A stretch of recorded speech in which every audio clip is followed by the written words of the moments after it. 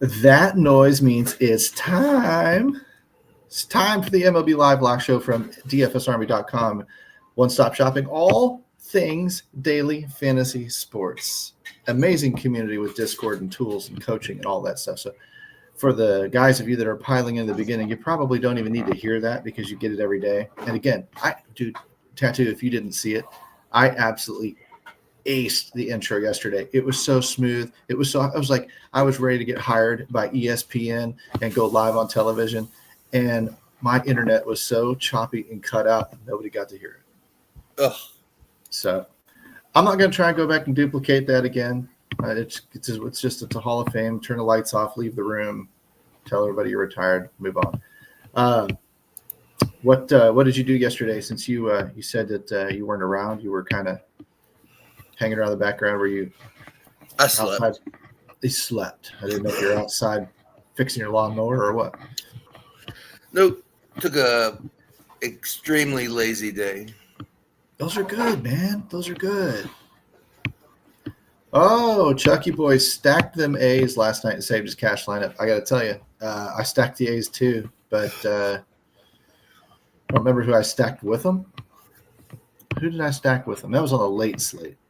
Whatever it was, the second half of it. Didn't do very well, so I didn't see any results last night. Did you see any results last night in the lineups you played? I didn't play. You didn't play? Oh, that lazy. Oh, yeah. That was serious lazy. I like it. I didn't get out of bed until 9:15 p.m. Wow. All right. Well, you should be fired up, ready, and fresh to go today. That's what matters, right? How many games we got? How many games you tell me we got? 11? 11 games. Let's jump in, check the weather here real quick. I see some red. Baltimore. Oh, you've gone digging on that one yet? I have not. Not too deep. I see a lot of other kind of nothing stuff. I mean, Detroit, Baltimore, 15% PPD risks probably doesn't bother me that much. The 60% in-game does bother me. The rest of it doesn't matter to me. Let me do I definitely wasn't using Shigano, but I probably don't know if I was using Peterson either, so I'm not worried about the pitching from that game. You know what? I'll bet we get told that game. It looks like it might have PPD'd already. Is that possible? Are you down with PPD? You know me.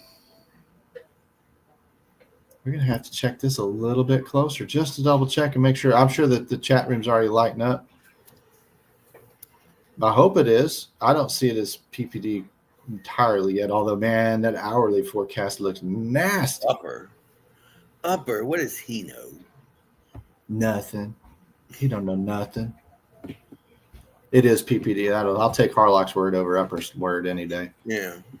So that works for me. We won't waste any time on that one. The rest of the slate doesn't really concern me too much. And the Mets, yes, is PPD. Thanks, guys. Baltimore is postponed per. I will tell you this. Looking at the hourly like I was looking at, 40% at 5 p.m., 40% at 6 p.m., then it jumps to 60% at 7, and 85, 80, 89. I mean, it's like once it gets up to 80 and 90% for about 3 hours, that game is going to be gone. So no worries there. Love it. Well, since that's over with, I didn't even share the weather tab. I shared the wrong tab there. Man, you might be awake today, but apparently I'm asleep at the wheel.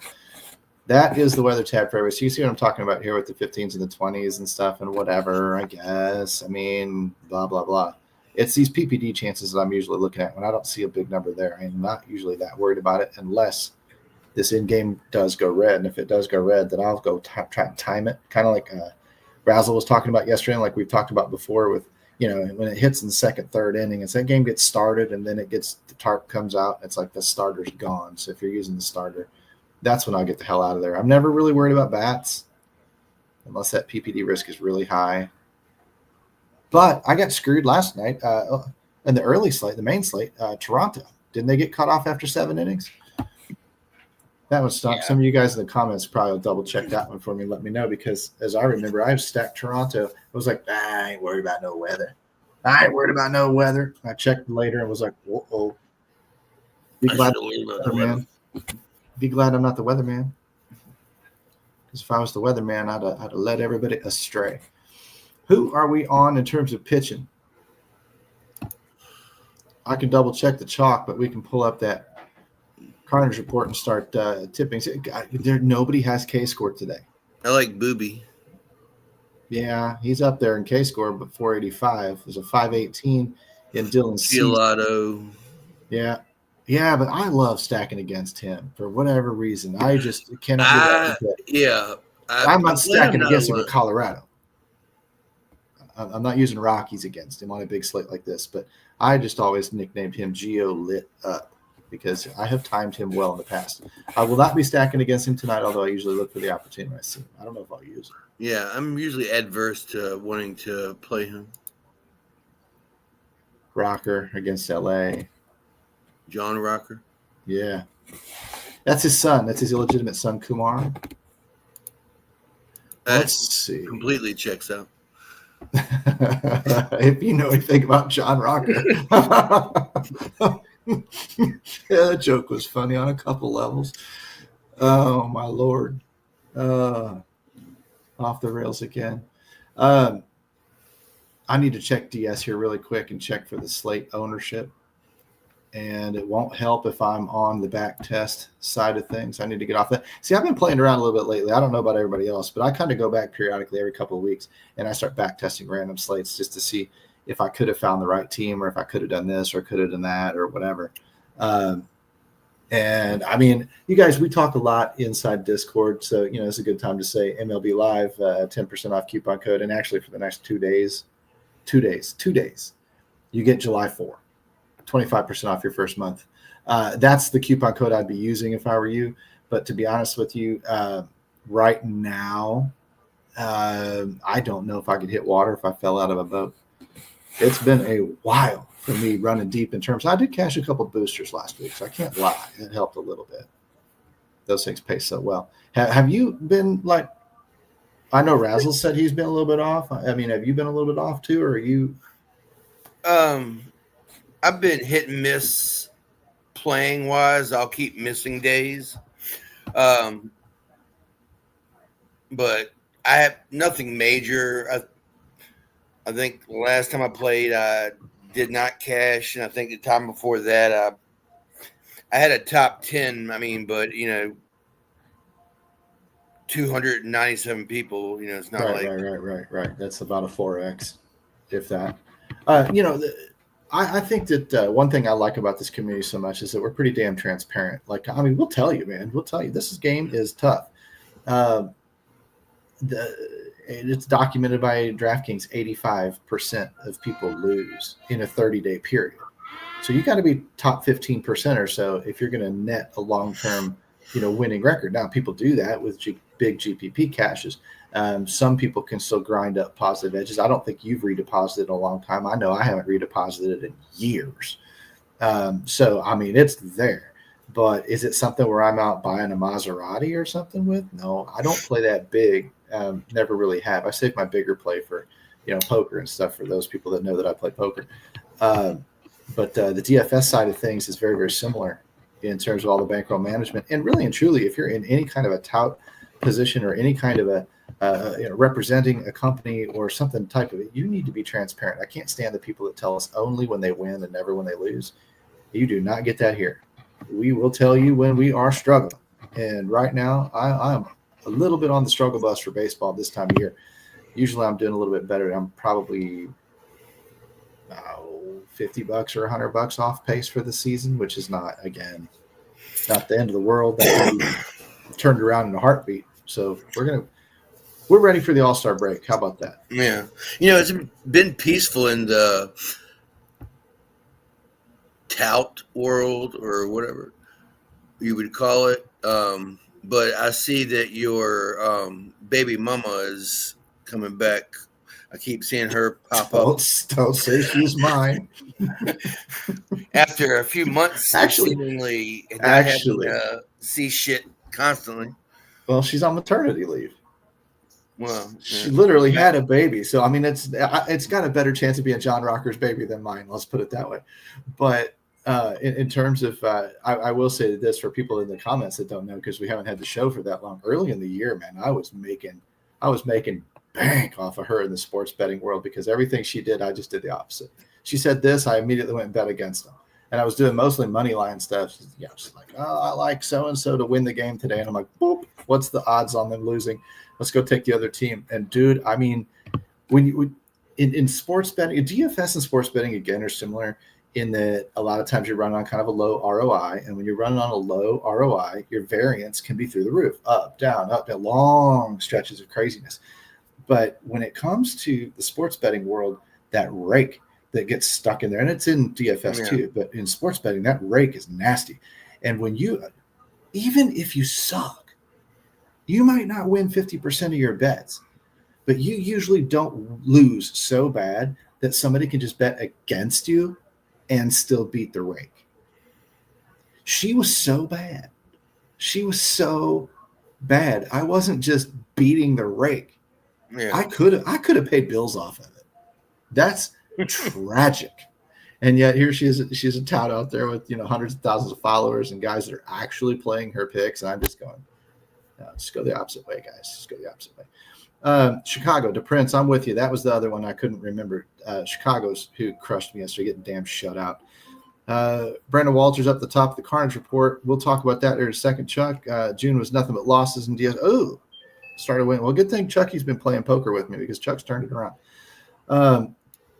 Harlock, we're talking about Taylor Mathis. That's our friend. We'll get to FanDuel here in a bit, to Prince, but it looks like Giolito is the chalk on DraftKings. So I'm guessing he's going to probably be the chalk over on FanDuel as well. He's a 40% projected owned pitcher. And then the next is 26 in Dylan Cease and 18 in Bubic, and then down to 12 with Sandy Alcantara. Then our buddy Kumar Rocker is down there at 11.5. So when we look at the report, Brandon Walter, if he's on the main, which I don't know if he is or not. Yeah, I'm pretty sure. I just don't like the K score. I like everything else. At 8,700, I mean, if he was 6,000 to 700 or 6,000 to 7,000, I'd be all right with it. In terms of an SP2 on DraftKings, I don't like it as an SP1 necessarily. I might eat the chalk with Giolito and just hope he has an upside day against Colorado. I could see pivoting off to Dylan Cease. I could see Bubic in relation to everybody else. Kumar Rocker might be my second pitcher today. I'm just looking at, and really and truly what I would do is I would just check back in a lot of these guys on the DS, and I'd probably roll with who it gave me, because I feel like the replay booth in New York. I just don't see any evidence to overturn whatever DS would throw at me. Yeah. And there's a lot of slates like that. There's a lot of slates that work like that, where I look at them and just go, okay. But there are other slates when I do look at them and go, holy shit, that's got to go. Like yesterday, I went Soriano instead for the cost savings. But you can see what happens when not that anybody playing Hunter Brown did any better, but you can see where I went. And it didn't work out for me. I tried to pivot. It didn't work. Who do you like? Go ahead. I was just going to ask who you like and why. It's disgusting. I was going to, before I say that, I was just going to ask if anybody heard Raz or anything have any thoughts on Bailey Falter. Bailey Falter. But right now, I guess, it's Booby, Giolito,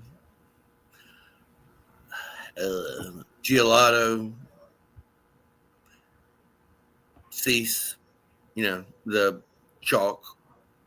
That's weird. It changed a little bit on FanDuel. He's not 40% owned on FanDuel. He's 17 along with Dylan Cease. So it becomes a pivot. Let's do that. Because you're going to start with pitching. Bubic is 10-3 on FanDuel, 10,300. Giolito's 9,700. Dylan Cease is 9,000. Giolito's a minus 330. You know what happens when we get a minus 300, right? We bet against it. Minus 300. We used to do that against Clayton Kershaw all the time. If they're at minus 300, we just go Take the money line on the other team because you're usually getting plus 250 or more. Let's see. If I'm looking at those three bigs in terms of the main, now I'm Cease, Giolito, and Bubic. Who are you taking? Where are you starting on FanDuel? If you got one pitcher to pick from, where are you starting? Booby. Whew. Oh, I don't like that. I do not like playing against Arizona. I don't. I think it's in it. Is it in? I don't. Yeah, it's in San Diego. No, it's in San Diego. It's in San Diego, so that helps. But I still don't. Arizona's. I'm a recency bias guy sometimes, and Arizona's been so good to me this year. They've been like Tampa Bay for a lot of other people that I'm not interested because they can erupt at any minute. Not saying that Cease can't shut them down. He certainly can. So if you've got a leaning one way or the other, definitely go with whatever your gut says, whoever you are. I'm talking about you. I'm talking about, the people watching the show, everything. That forces me probably onto Giolito, and let me tell you, that's a ball gripper. I know it's only Colorado. That's the only reason I'd really be interested in doing it. His expected WOBA against is 373, but I don't think Colorado typically can hit themselves out of a wet paper bag. Strikeout upside is way there. He's got a K score of 493, which is combining his K percentage against Colorado's strikeout percentage. And his VK score, which is matchup dependent, jumps from a 493 to a 648, almost 650. The K percentage is there in tournaments and stuff. On DraftKings, he's a chalk pitcher. On FanDuel, it's I don't know. I wish I was a sharper cash game player for MLB for FanDuel because I'd like to know who the pitcher is. It could be him. It could be Cease. Yeah, I mean, it could be Bubic against Pittsburgh, but he's a little pricey. Yeah. He's not cost prohibitive, but who's the safest play? Who's got the highest floor? Okay. Might be where you go in cash. Man, oh man, that's pretty tough just off the top of my head. I'd like to hear the commenters say if you had to pick one and tell the Prince. Let's make it a community effort. Tell the Prince where you might start. I mean, feel free, man. Your guess is as good as mine. As long as you don't say something like Cade Horton, you're probably all right. Andre Palante, don't say him. They're not cash safe. Tournament play, I guess, just about anybody can be somewhat tournament worthy, but I'd still be up there at the top of the charts. It's usually where I roll. It benefits me most often, and I don't play mega field tournaments where I've got to just have lightning striking in the face. Do you have any sneaky? You have anybody sneaky that you're looking at? I mean, is Brandon Walters sneaky? I mean, you would think not. Fourth or so, top 5 on FanDuel. He's get back over to DraftKings here really quick and see where he. Logan Evans. I mean, do you see people with upside? Are you talking about SP2 upside at this point? Yeah. Because, Walter's way down the list on DraftKings, but he's still getting ownership. He's over 10%. So I don't think he's obviously super sneaky. I just don't think it's a very sexy night for pitching. Not. Top to bottom, which is why, again, I would probably just cut my player pool down to a handful, let Domination Station kind of do the dirty work for me so I've got something to blame when it goes wrong. Because I'm certainly not giving it credit when it goes right. I'm going to take the credit for myself. Yeah, I just don't know if I could do the Bryce Elder experience. And I can't go fight. Alcantara. Some of these other guys that might be up there. But again, I'm just looking at these K scores too. I'm just not seeing a lot. I just don't see a ton. It's just kind of gross. I need to see more up around 500 or over for me to say that I can make definitive picks. And that's why, I mean, Giolito or Cease for me, and you like Bubic, so it's fine. And then SP2 considerations would be a Kumar Rocker. But Kumar Rocker could get tore up by LA too if they hit 4 bombs. His ISO against is under 100, so small sample size. He's probably not the worst. Who do you like for bats? We need to probably look at that too. If I go on the old leverage stacks side, I'll come back to the Carnage report and look at the other side of it. I like to look at the bottom of it to give me ideas for stacks. But based on IRT, Boston, New York, Kansas City, Atlanta, Cincinnati, Oakland, Minnesota, Texas, they're all up around 5. I don't know if I trust San Diego. I mean, it is 5. I don't know if I trust them. Cubs are sliding under the radar again. Cubs are maybe not super hot, although they tore up St. Louis a couple times. I don't like seeing them slide that far down the ownership list. 11 games, ownership's up there. 72 for Atlanta. I don't like Atlanta chalk for me. Easy fade. Yeah. New York Mets. You're going to have tiers and stuff. We'll guess here in a minute. New York Mets. I don't like fading them typically. Boston's up at the top again in terms of implied run total, which is interesting to see them slide all the way down. Almost out of the top. The decision 10. was made for you. So. Well, that's true. Keep forgetting that part. But I would not have faded them anyway, other than weather. KC, I don't like. Typically, I don't like them in terms of stacks. They've got some power. Mini stacks, sure, top of the order type stuff, but I don't like them for full 4 and 5 stacks very often. Like I said, Atlanta chalk's easy to fade. All right, let's guess your boys. You guys, how many tier 1s and tier 2s you got? 3 tier 1. 3 tier 1. But I lost one. Okay. Was it the Mets? I did. Yeah. She got 2. Sounds like we're about ready to make bong calls.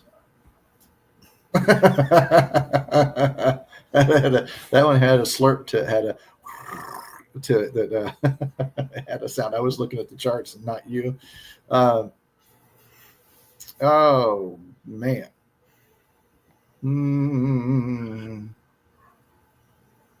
Oakland and Boston are both on my list. But are they tier 1? They are not. So, all right, people in comment land, Oakland, Boston are on the list. Serious trust issues in Atlanta. So do I. Mets or PPD, right? Thanks again, Edward. Temporarily forgot that one. Got to go back to Boston, says Chuck. Oakland for bats tonight. I mean, if we're calling them the Oakland Athletics, we might as well keep calling Cleveland Indians, right? I mean, we're never going to get used to calling it the other way. All right, who would I be on? It sucks, man. If you trust Carnage report, Atlanta's got the best almost the best Carnage on there. Boston's a great pick, I guess. The Athletics are good to go back to again. But I'm looking, you guys, I'm going to shift back over to Carnage for a second because, yes, we can go and look here at the Carnage numbers. And these red numbers are great. Big expected WOBAs against. Look at this shit up here in FOT, though. 452 expected WOBA against that 286 ISO. Ding Dong City. I know we may not like San Diego, but I'd be willing to take shots on them. 234 against with Texas and Hendricks. I'd be on that. 293 against with the Cubs. Cubs shut us out yesterday. I'd be back on the horse today. Who do you guys think the tattoo is on? I mean, you said Boston and Athletics were not. Yeah, I am going to move Boston to tier 1 in place of the Mets. So Boston will cross them off as being on that list. If you trust the Yankees in Atlanta, I don't think you trust Cincinnati. You love Cincinnati. I didn't put them on the list. Cujo says Yankees. Tier 3. Tier 3. Edward says a sleeper could be Texas. That could be fun. DePrince, he just ruled out the Yanks. Texas and Minnesota. He says Texas. Let's go Texas. No. Texas. No. Minnesota's probably too far down the list. 3. Tier 3. Okay. No. Are you trusting Atlanta? Tier 2. 2. Let's just say, well, you went back to Oakland then. Athletics? Tier 2. Tier 2. Minnesota? I mean, I know that was 3. just said. Tier 3. Texas. Dude, San Diego? Tier 2.5. 3. All right. Give me the Cubs. Cubs tier 1. Thank you. So that's 2. Boston and the Cubs. We don't have the third one yet, do we? Where down that list would it be? Houston, LA Angels, St. Louis, Seattle, Miami, Arizona, Washington, Pittsburgh. It ain't Pittsburgh. Cleveland, Colorado. Seattle's 3. Seattle's a 3. All right, guys. Cubs are at the bottom of the Carnage report, but that's good. Harlock, that's good in Carnage. Being way down here is good for bats, right? When we're looking at the pitchers, the Carnage 4 is making them a good pitching option tonight up here at the top, the Blues and the Greens, right? So the Reds make them a good stack against candidate. And that's when you see these numbers like 8.04. You usually don't see numbers over a 6. We got 4 teams over a 6 tonight.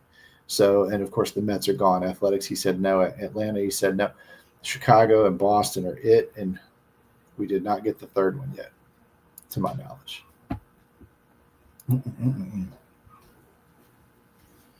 Well, I'm going to pick my favorite and say, I can't do it against skill. I can't call them a tier 1. I'm going to say Seattle for you. Did we say Seattle? Did somebody say Seattle already? And did you say no? You said Seattle was tier 3? Yeah. You're not going with the Angels in LA, are you? No. Okay. Throw them out there, guys. We got to narrow this shit down. It's not San Diego, is it? No. Okay. Wow. All right. I'm just going to count this one off. Edward says Colorado. Please say no. Please say no. Okay. All right. You stumped us today. 5, 4, 3, 2, 1. Who is it? Houston. You know what? They're on the tip of my tongue. I almost got there. Just a tip. I almost said it. I almost said Houston. All right. So Houston. Who's your tier? So tier 1 is Boston, Houston, Chicago Cubs. Who's tier 2? I mean, you might as well read them off. Atlanta, Athletics, San Diego. Just 3, right? Yeah. You got a 2.5 on somebody too. San Diego is 2.5. Kind of on the fringe. Okay. Trust. Man. I was at a loss for that third team too, Harlock. I was going to have to start getting down way, way low into these other guys. Not comfortable mentioning some of these other teams. So he about pulled the U-turn on us and went full 180. You got any? Who do you think's going to nut the slate? Who do you think? If you had to pick one offense, let's do DePrince or whoever's. Where are we starting on FanDuel? Who's your top stack for FanDuel? Is it Boston? Probably Boston. Let me get back over here to the leverage stacks and let's go see where. Yeah, Boston's number 1. And now Boston's not as chalky as they should be because we got asked that question yesterday too. That's why they're number 1 leverage team. They should obviously be. I mean, number 1 IRT and bottom half. Close to midway for ownership. And 3,800 average salary, pretty affordable. Boston's presenting value right now without Devers in the lineup anymore. That's helpful, and if they're scoring runs, then they're generating a lot of bang for their buck. And if the industry hasn't picked up on it yet, because they're either skittish about not having Devers anymore, or they haven't seen what was Story's back-to-back bombs or whatever the hell is going on. you get down here to the bottom of the Carnage report, and you see the 373 xWOBA against Senzatela. And, the low K score, the ball's going to get put into play. Not only that, look at this K score, 329. It's the only red one on the slate. And the VK score is trash, 208, meaning 329 is optimistic, which means he ain't going to strike nobody out tonight, in theory. And if we're putting a bunch of balls in play and we're a pretty cheap offense and we've got the best Carnage numbers on the slate, that explains why on leverage stacks they'd be number one. It makes total sense to me. Makes me really like Boston. To answer Harlock, really, there's nothing to support my argument other than my gut. The gut. I just really feel something about Houston tonight. In other words, you're not missing anything in your research. Correct. Tad just went off the rails, that's all. There's nobody on them. They're a pretty good offense. They're at home. I just see this as one of those nights that nobody's thinking about them and they just pop off. But I don't have a bunch of stats and statistics to. That almost makes me like Bubic more. The reason I say that is, I already don't like Giolito. He scares me. Now, he's fine for tournaments again. Great potential tonight. Dylan Cease, he's okay, but I get a little skittish against Arizona. Doesn't mean I'm stacking against San Diego. Just means that I'm a little skittish against, playing Dylan Cease because of what Arizona could do. And that's a me thing. That's a my bias thing, and I'll readily admit it. Bubic against Pittsburgh feels pretty safe. His K score's up there for the slate. Now, he's expensive, which is fine, because if your core stack would be like a Boston or somebody that's inherently affordable, you could probably go right back to the Cubs. You could probably pick up a couple of Yankees. If you really wanted to go nuts and you wanted to go with somebody like Boston and then the Athletics and go back to the well on former Oakland, dude, you could roster that lineup with ease. If you wanted to get sneaky. San Diego again. See, if you wanted to bet on San Diego going up against Fott, the numbers are there. That ISO and that Carnage report was gross against. It was well over 200. So if San Diego pops off for some power, their ownership rank is bottom half. So you're double low owned. This is where we shouldn't really worry too much about ownership, because if you're going to pivot off of Giolito or somebody and go to Bubic, then you're already getting a little bit lower owned. Then you're going to go to Boston. Boston on the leverage sheet here is already pretty low owned, right? Like they're not in the top 5 in terms of chalk. And then you pivot off of that again and you go with like a San Diego and go against, the ISO against or something like that, or go with the Cubs who, are similar area in terms of ownership is concerned. You're just not playing any chalk at all. And that's fine. You don't have to play. You don't have to. What I hate seeing when people talk about tournament strategies, I hate seeing them say they refuse to play chalk because it's the chalk. But we never see it in the opposite. We never see people recommend, well, we have to play some chalk. I like to stay kind of in that top 5, top 6 range because it's usually correct. But on a night like tonight, I'm going to be so far off the radar if these projection numbers are correct. I'm not going to sweat it. Because look at these numbers. They're just staring at you. New York, not highly owned. Like I said, Atlanta's an easy fade. If you like Cincinnati, go with Cincinnati. If you like Minnesota, go with Minnesota. If you like Houston, go with Houston. But if you run Boston and Houston, fine. Boston, Chicago, Boston, San Diego, Boston, Oakland, Boston. You could even run Boston and Atlanta if you like Atlanta. I just don't like them. If you ran with them, you're fine because you're already off the trail with Boston. Man, this is why I like kind of coming into this show a little bit raw in terms of research and stuff, not doing a bunch of research throughout the day, because I think that it kind of peels back the layers of the onions in real time.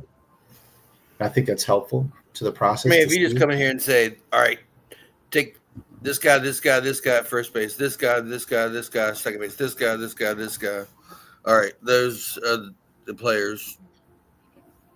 You can certainly do that too, and build a core of different teams and build around that, and then throw something in there with it and start correlating. You like, this guy, this guy, this guy, and they're on separate teams. Pick one of them and kind of build a stack around him and kind of start correlating that way. Absolutely works. But Boston to hit bombs. Story. Abreu. Like, I can see him putting up a bunch of runs, but it not being via the home run. I'm going to queue up a tool that we don't look at very often, and that's our starting lineups page. So when you go scrolling through this, and we get down to the main slate, there's your Yankees and your Seattle Mariners. You said Boston. Boston guys for bombs. Folks, I'm going right over here to the ISO column. This is what I'm looking at. Who's got the big ISOs? Abreu, right, which was mentioned in the comments, which is great. Romy Gonzalez, small sample size, but he's hitting a 240 ISO and a 400 WOBA. If you know anything about me and you remember the old OBISO or WOBISO numbers where you combine WOBA and ISO together, anything over 600 was good because it's elite in both categories. It's over 400 for WOBA and it's over 200 for ISO. Add them together, it's over 600. He's hitting 640. And you're at 590 for Abreu. And he's great versus righties. Those are your dudes. Abreu and Gonzalez are probably your dudes. Now, anybody else could Mayer pop off? Have a 194 ISO? Of course. You know what I mean? You run into one, apparently. Any of these guys can run into one, but these are the guys that are more likely to. That's why you use these tools. You can really quickly say, okay, I'm stacking Boston. I like Abreu. Who else am I pairing with him? Well, I would go to Romy Gonzalez, and then I would start looking for what can I do in the middle. Narvaez if I need a catcher. Trevor Story towards the top from 1 to 9. Yeah. Yeah. If you wanted to go down with Gonzalez and go Abreu, Narvaez, Gonzalez, Mayer, you could even put Yoshida in there.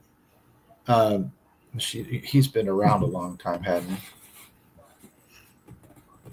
It's the Yoshida. I'm thinking of the Boston's Yoshida. Anyway, you can do this. You can build these. You can build these lineups around that. Is it going to be right? No, not most of the time. But it's only got to be right once, baby. That's the whole beauty of it. Who else do we want to look at? I mean, because if I was looking at Yankees, look at the ISOs in the Yankees over here, guys. 375 Judge, almost 200 Bellinger. Giancarlo Stanton under 100. So I'd be off of Stanton for a while. If I see him pulling into projections and pulling into the DS, I'm not saying he's wrong, and I'm not saying he shouldn't be part of the stack because he can pop off at any point in time. But we know he's getting older. We know he's been injury prone. We know all this stuff. And until he starts showing these numbers coming up, I think I might just leave him as a gap because he's probably actually going to be over-owned for what he's doing right now. Look at the Cubs. I might skip him and go Jazz Chisholm or Austin Wells. These green dudes in ISO are the dudes I'm chasing. And you said Cubs. So I come down here to the Cubs. Look at all that green. Jeez Louise. You can look at Houston, too, if you want. I will. But, I mean, do I really need to cover the Cubs? I'm going to add Wobiso for the Cubs because this is a sick number. Damn near 400, 600. That's a 620 for Tucker, which is okay. Jeez. 670 for Suzuki, and he's not on the All-Star team.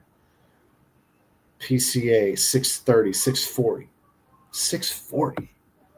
Michael Busch, hello. We know what he did to St. Louis if we were paying attention. 670. I mean, if you aren't, you could go right to the Cubs probably for a while and just stack 1 through 7. Even that jack-off Reese McGuire. Yeah. I mean, he's a 5. He's a 600. Man, whoa. All right, let's find your Houston Astros.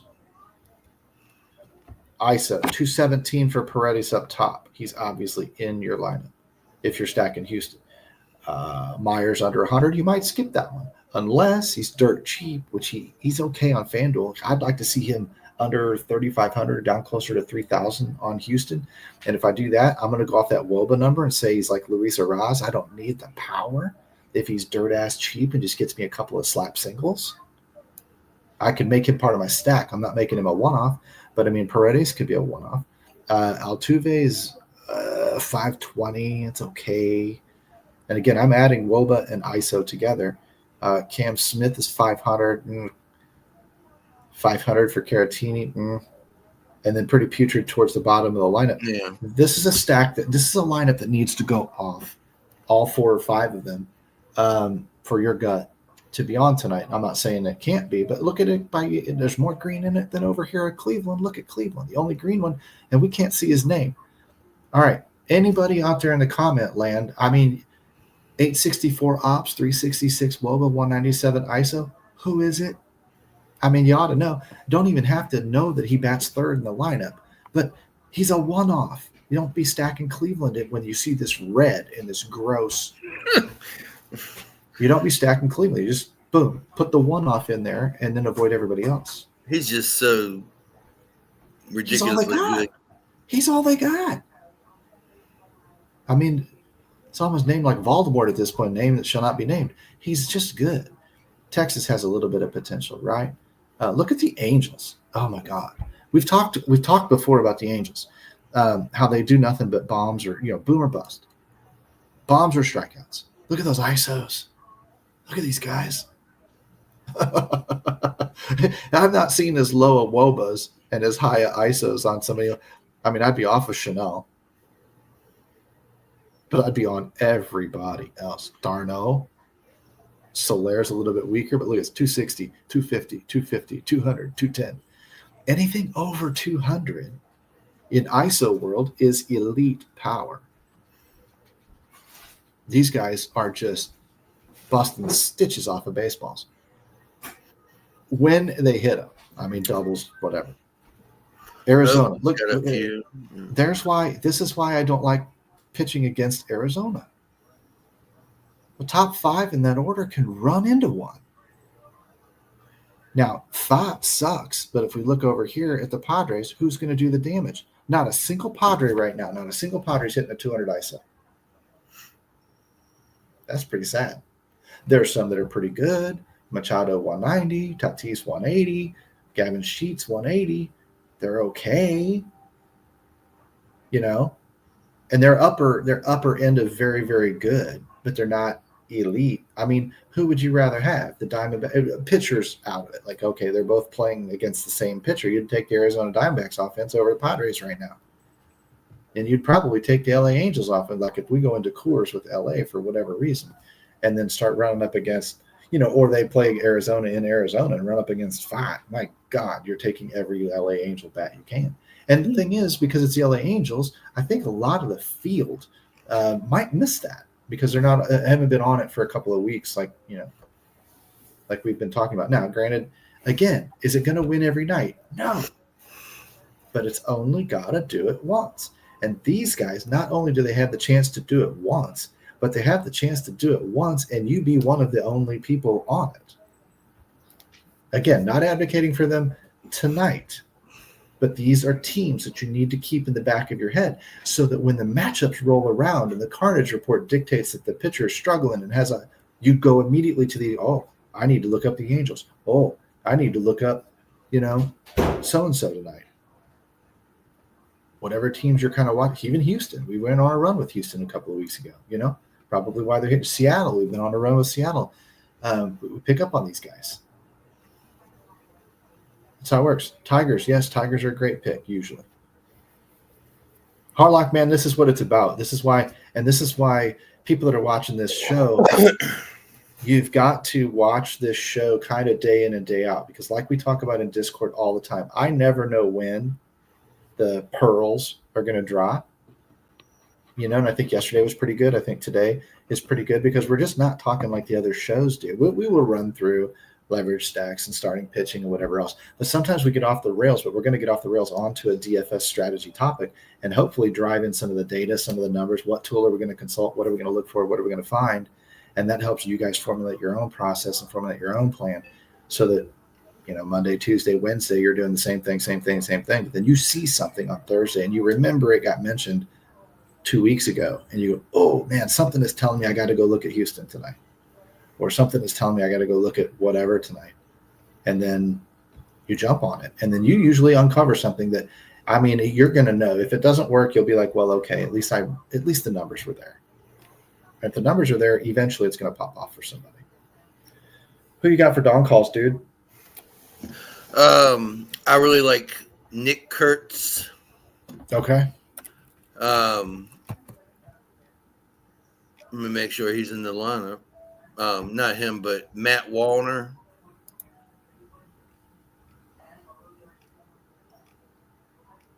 Where's Minnesota? I'm not seeing anybody all that impressive. I do see Marcus Semien if he's in the lineup tonight, which I can't tell that he would be. I have to go back to starting lineups here. Texas Rangers, Marcus Semien.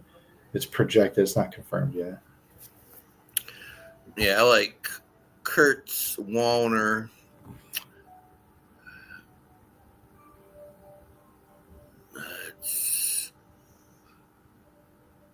Maybe I'm trying to think of a third guy for a parlay. Well, there's not a lot of BVP out there tonight. No. And most of what is out there is pretty negative. So you might avoid guys like Kyle Schwarber. He's 2 for 9 against Verlander. He's got a bomb on him, but he's 2 for 9.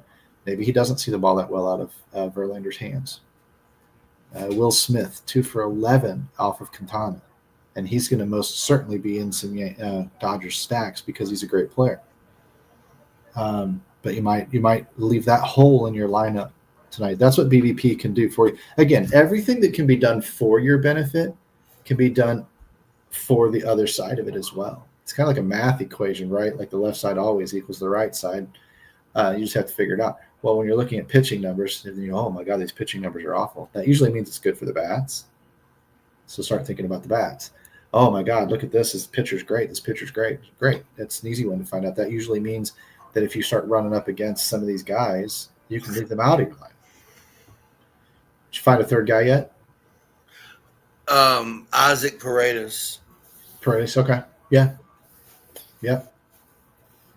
I wanted to say Parker Meadows, but I think that game may have already started. Yeah, DePrince Schwarber did hit one, but he's 2 for 9. I mean, he can hit another one, and he can be 3 for 10. Bryce Harper will hit a home run today. Man, you're good. You're good. I need to get some of that flashback juice you'd be drinking. Strong. Wait a second. I feel it. It was at 5:17. Wow, you're amazing. That would be funny if it was when it happened.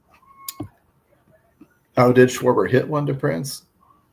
You're right. They're playing. That's why the Bryce Harper comment. But I still would have. I go into everything as if I don't know what the hell's going on. Most of the time, it's easier for my brain power that way. Well, I can tell you, I don't have that much else other than harass going deep. Did he do that last night too, or was that today? I saw it. It's tonight. You're predicting they played tonight. Then he went off yesterday. He hit one yesterday. I saw Twitter popped it that he ran into one. I wonder what his great BVP just. I mean, he doesn't have any homers against him, I don't think, but he doesn't have any homers against my mother-in-law. I wonder what his home run props are. Hey, Harlock, if you're looking at RS going deep, you or DePrince or somebody might look up his home run prop. I'd be curious what the price is before we get out of here today, which is coming up because, like I said, I'm about out of things to go over today. I've got my marching orders. If I'm playing single entry, I think I might boobage if I do back down and end up with Chalky Giolito on a FanDuel. It's going to be a mix and match on DraftKings of pitchers where my SP1 is going to be one of those three guys in terms of Cease, Giolito, or Bubic, and whoever the SP2 guy is going to just fill in where it is. And then I probably am going to be pretty heavy on a Boston. I mean, to the point, on a scale of 1 to 10, how much do you like Boston tonight? You had them as a tier 1 team that we kind of landed on first. Out of what? Scale of 1 to 10. How much do you like Boston tonight? 7. So if you're building 10 lineups, are they in 7 of them? Yeah. Okay. Because if I'm building 3 max, I might put Boston in all 3. I usually don't, but tonight might be a night I do. I mean, I like them. I'm not saying that, again, full disclosure, I have no idea what they're going to do tonight, but I like the spot they're in. If we ran Sims, did you run Sims today? Mm-hmm. Yeah. How did Boston? Is that why they made tier 1? Is because they were just really, really in a good spot in the Sims, even shook kind of bore out across all simulations? I have to go back to that page. Maybe that's where your gut called Houston. No. To Prince, if you're building just one lineup, I mean, like I said before, I'm not too worried about it. I'd probably Bubich, Boston, and then I'd be mixing and matching wherever I wanted to go second stack. I mean, do you want Cubs? Do you want Athletics? Do you want Yankees? Do you want other teams in there? They're probably all fine. I mean, I'll let you determine that one, but I'm just telling you I don't know where I would land. Chicago. I don't know where I would land. I'd probably go back to Chicago personally. I'd probably Boston, Chicago around Bubich if I could. If not, I might drop to a Giolito, take a hell of a chance, but I'd still be off the chalk with Boston and Boston Chicago. Came in third in like the median where they ended up with. So they're at like 5.5 runs. The highest was actually Oakland. Okay. Well, there you go. I mean, you want to run Boston and Oakland. There you go. Sims approved. Who was number 2? Atlanta. Yeah. See, I don't trust that one. But and then it's like Cubs in Minnesota. Okay. Well, if Atlanta goes off tonight, I'll wear it. I'll gladly say I was shut down and I was negative from the beginning, and nobody was going to just convince me to be on Atlanta. Now that's not to deter anybody listening to their show that they shouldn't be on Atlanta. You do your thing. If you're on them, be on them. I just don't trust them lately. I don't think that something's been. I might not trust Dodgers lately either, right? I mean, they've lost 5 in a row. It's not like they've been scoring a ton of runs. You kind of got to play that momentum game. And that's another thing I would recommend you guys do. It's a free website. Run out to MLB.com and look at the team offense numbers. Sort back through the last 15 days or the last 7 days. See who's hitting home runs now. And if one of those teams, let's say, is let's just hypothetically say we like a pitcher and we like Boston.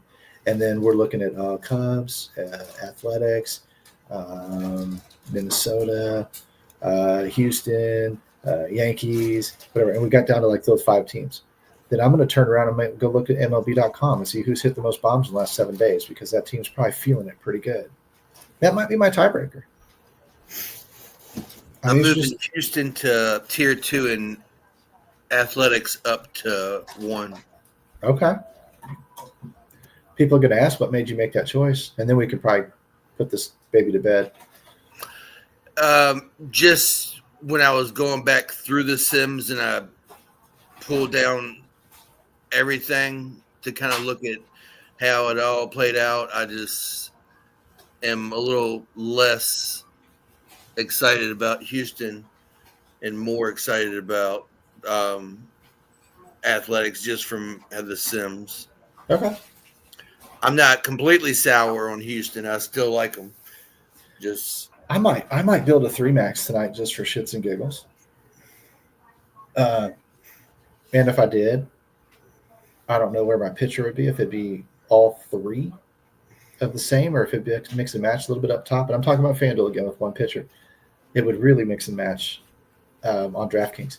But I really do think I might run Boston in all 3, and I might pair them with Chicago in one, San Diego in another, and the Athletics in another. And just see what happens. If Boston goes off, one of those guys might do really, really well. If Boston doesn't go off, my night is sunk. And that's fine.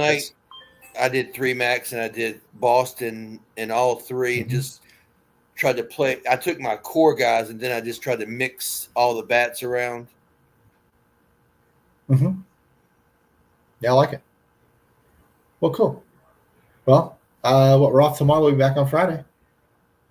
So let's go build those lineups. And Harlock wishes helmets up. We're gonna make Harlock the helmets up guy, just like we make Dixon the like, subscribe, thumbs up guy.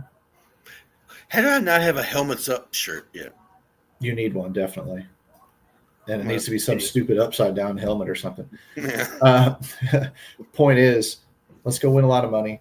Appreciate the likes, the subscribes, all the comments. You guys are awesome. Get in the Discord and let's do it again. But remember, if anybody out there is not a member of DFS Army yet, you've got 2 days left to use that July 4 coupon code and get 25% off. It is our most aggressive we've ever been in the summertime. So iron is hot. Strike it while it's hot. If you join, hit me up in Discord and I'll give you a 10% off coupon for the merch store. Nice. There you go. If you join. You got it. Hopefully he has a helmets up shirt by the time you get in there. If it's like hopium, it'd take forever. They cancel it every time I get it launched. Oh, man. Well, all right, guys. Have a good one. And we'll talk to everybody on Friday. Helmets up. See you.